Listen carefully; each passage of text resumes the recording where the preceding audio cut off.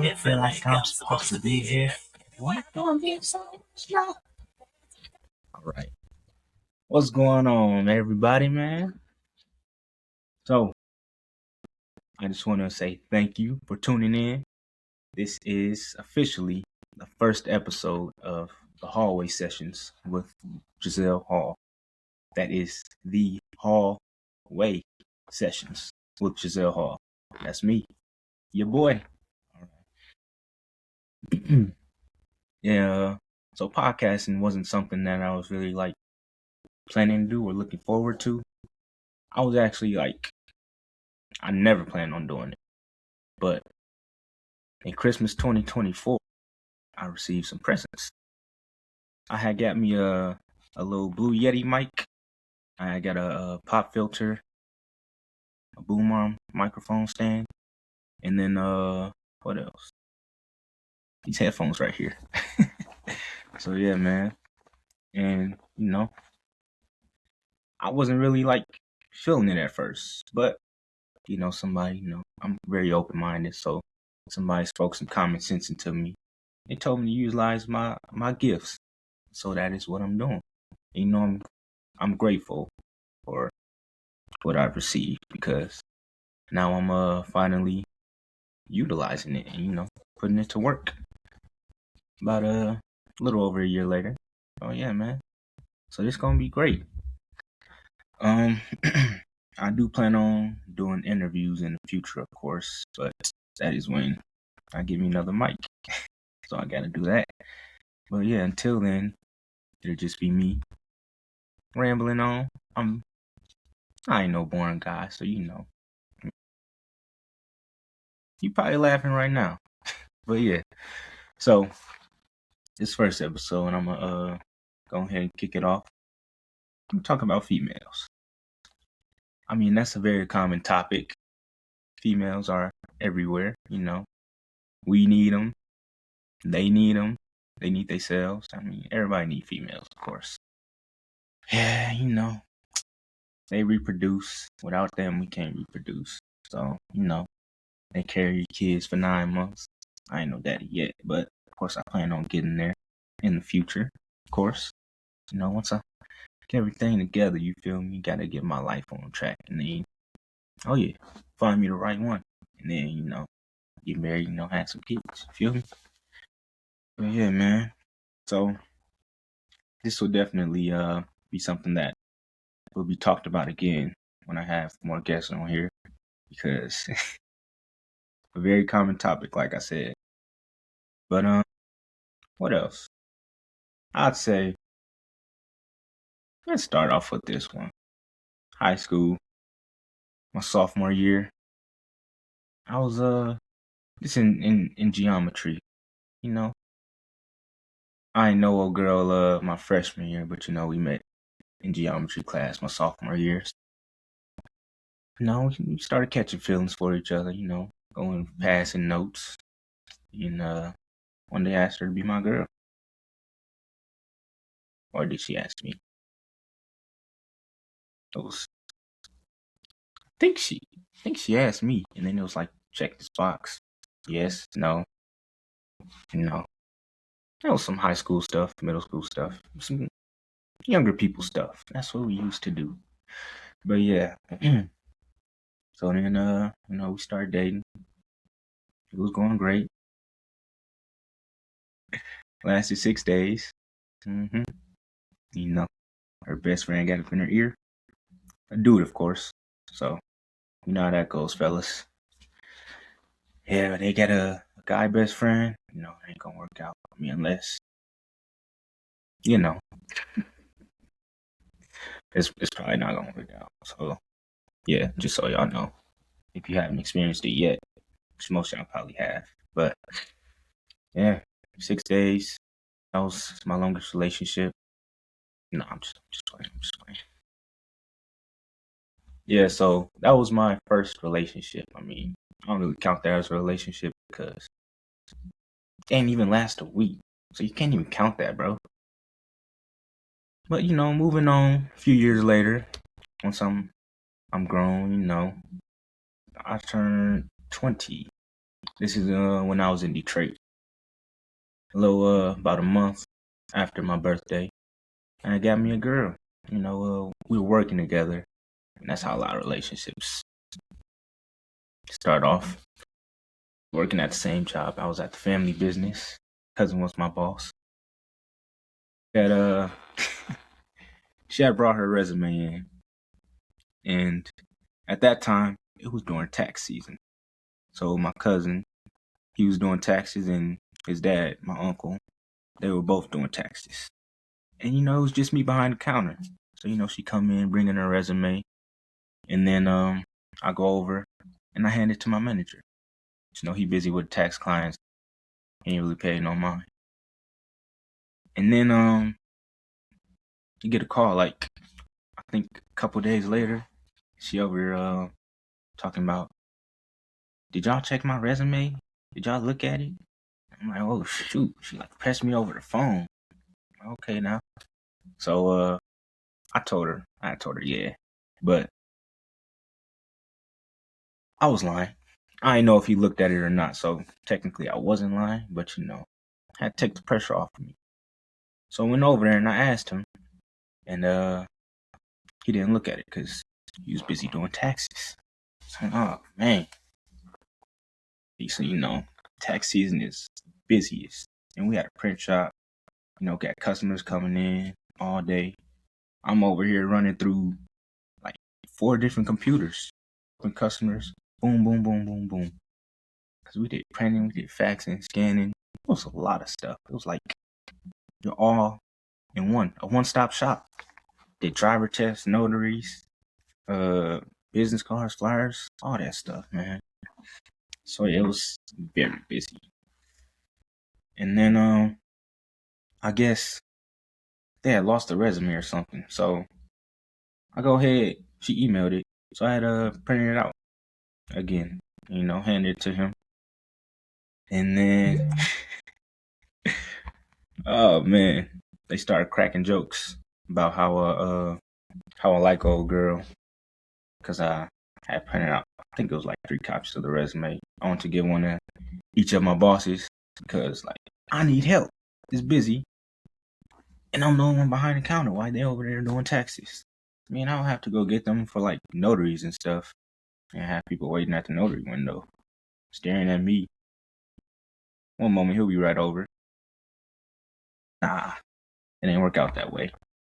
It was never quick. So I'll tell them, have a seat. He'll be right with you shortly. Once he, finished with his client. I mean, he'll take a break from the client, but And then yeah. But my other cousin, his brother, oh my goodness. That dude always, it was one day. Oh, I remember it was one day. I was so mad. I was by myself all day working. And then what happened? I got there at 11. We closed at 7. I think I closed down at like 7:03 because it was a customer that stayed behind. And then this dude gonna walk in at 7:05. I'm like, bro, that was like the busiest day ever. The busiest day. I couldn't catch a break for nothing. I didn't eat. I mean, I didn't eat most of the time there anyway because I don't know, that's just something we ain't do at work. Working with your family. Yeah, man. So, yeah, I ain't eat. I couldn't even sit down. I was helping customers with this and that. Man, this Negro gonna come in at 7:05. Boy, I was pissed. I ain't gonna hold it. And then, he over here trying to start a conversation with me. And I'm over here looking at him. I'm like,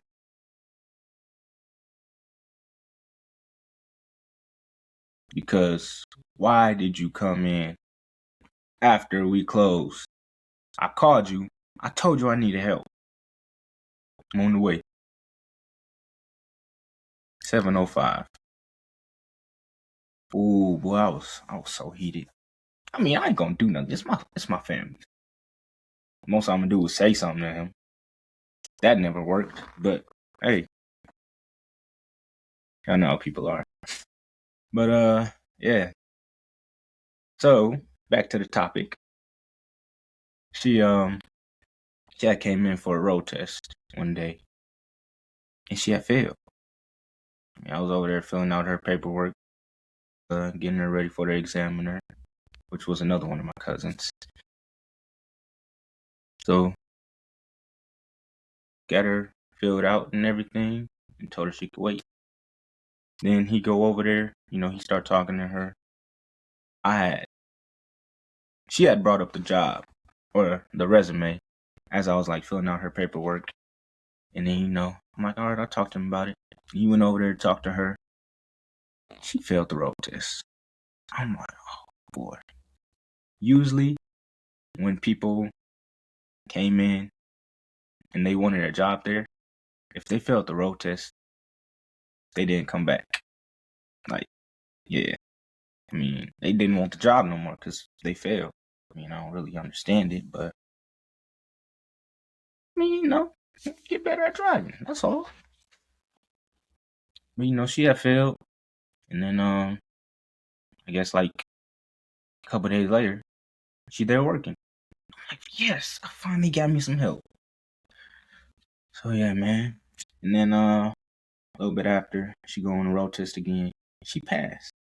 So we good. We green. And yeah, we would be like the only two behind the counter. Of course, we were talking. She was like extremely shy. When we would get food, she didn't like want to go back and eat. I'm like, what the heck is food back here? You not hungry? Yeah, I'm hungry. Go ahead, get you some. I'm fine. What? You just said you were hungry. But yeah, eventually she broke out of that shell she was in. We got closer as time went on. And then I had got a different job. So I'd stopped working there. And then, one day I was talking to my brother. He like, just do it. Just say this. He told me to text her, hey. And it worked. I'm like, wow. That's literally all I need to say. And then it went on from there, we started talking. Our birthdays are 2 days apart. So, we did like a little gift exchange. And, that was like where it all started at. Then, yeah. We had started hanging out more. And then, I asked her to be my girlfriend. So, yeah, that's how that started. That was a backstory on, her getting the job or her applying for the job, her getting the job. And then, we're dating. My cousin, his name is Mario. Call him Mario. But that was the manager. That is the manager. I say no fraternizing. He had them big eyes, like, because he was serious, but he was also playing. So we kept it on our under wraps for a while that we were dating, and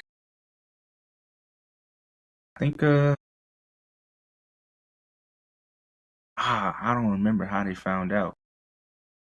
I think that's what it was. I was on the phone one time with my cousin Martez.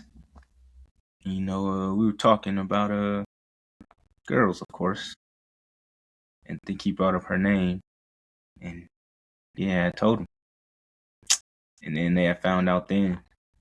Oh shoot, she was scared as heck. It is what it is, man. I don't think it's no virus.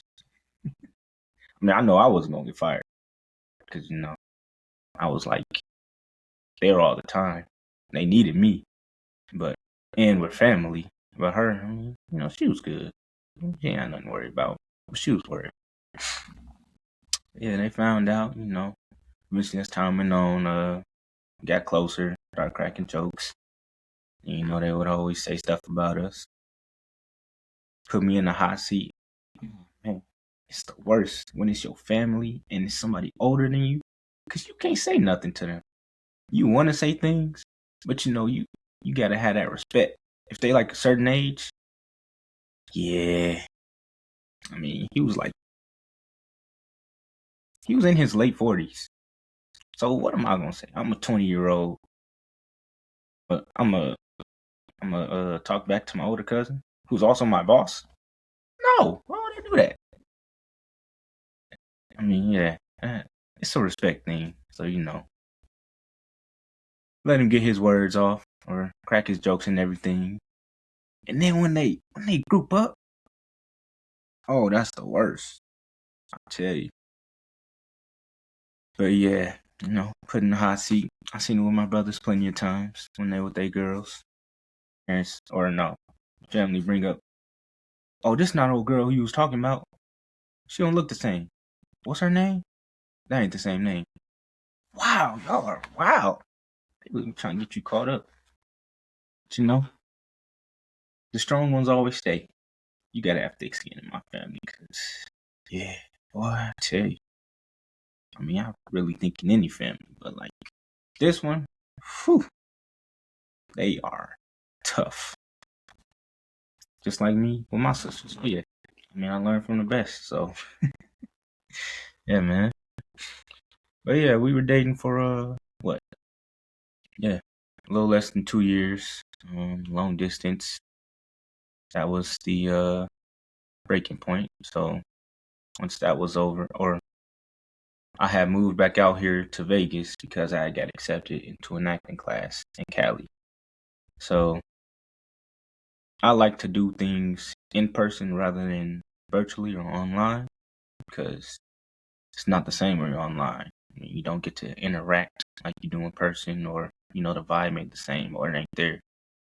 Especially with acting, it's a lot of physicalities that comes with it. So yeah, but like I think it was about 2 months after I moved back out here where I called it quits, and then that was in April 2025. Then I went back in May 2025 for our family reunion.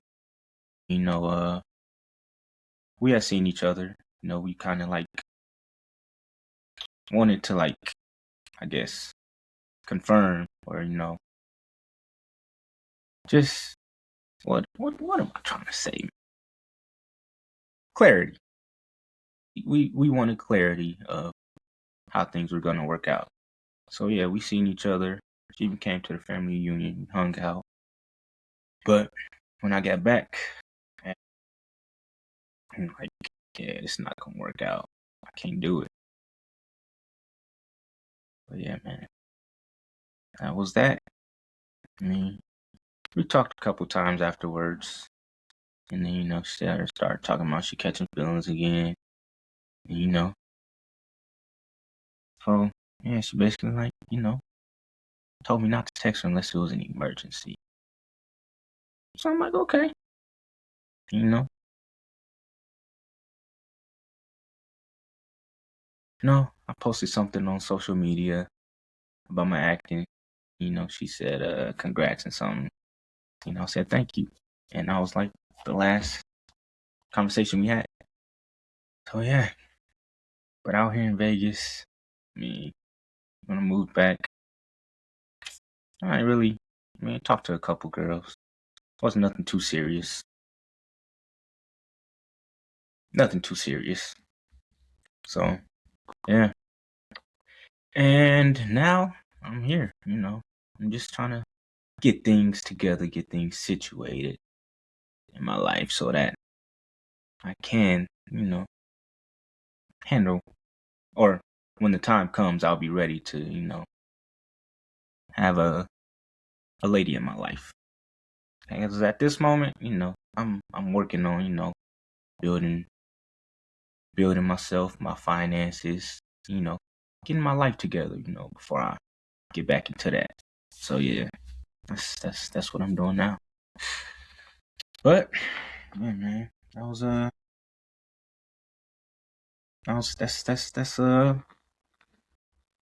am I trying to say? Shoot. Hold on. What I'm trying to say is that those were a couple of my experiences with girlfriends, and a couple backstories about them as well. I know, like that one backstory took a whole lot of time. So, but I mean, what's a story without a good? What is a story without a good backstory? You feel me? But yeah, that's the episode for today. So I just want to thank y'all and say I just want to say thank you, and I appreciate y'all. Adios.